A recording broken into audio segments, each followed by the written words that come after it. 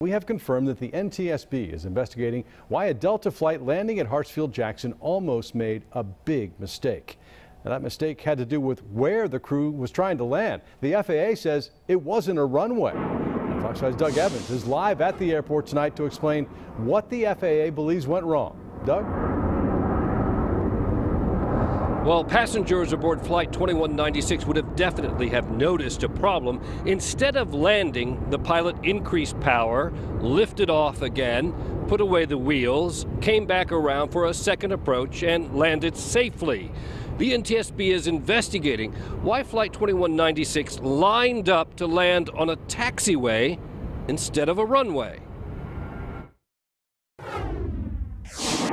We all know that runways are for takeoffs and landings. Pilots use taxiways to maneuver their planes on the ground. It was an alert air traffic controller at Hartsfield-Jackson International Airport that noticed that Delta Flight 2196, a Boeing 737-900 like this, arriving from Indianapolis, was lined up to land on a taxiway instead of a runway.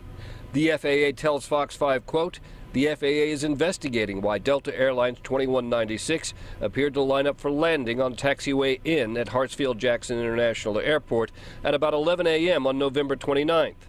The traffic controller handling the flight told the pilot to make a missed approach. The Boeing 737 re-entered the traffic pattern and landed safely. We're told the tower had cleared Flight 2196 to land on runway 9 right. Those runways are just south of the Delta terminal. Instead, it appears the Delta crew lined up the aircraft to land on the taxiway between runway 9 right and runway 9 left. FAA sources familiar with the incident tell Fox 5 another aircraft was on the taxiway at the time.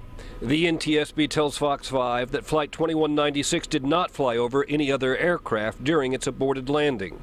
Aviation expert Alan Armstrong tells Fox 5 the FAA and the NTSB take such incidents seriously. It's troubling, obviously, anytime that someone gets off course that close to an airport and a runway because of the potential for impacting other aircraft. What will investigators want to know from the Delta crew? Armstrong represents airline pilots during such investigations. We don't know if the autopilot failed. We don't know if there is a hydraulic issue, hydraulic pressure issue, some sort of an abnormal indication that got the pilot's attention focused off what they were doing. We don't know why they got there, but it did happen for whatever reason, and that's of concern to the agency when there's a deviation from standards.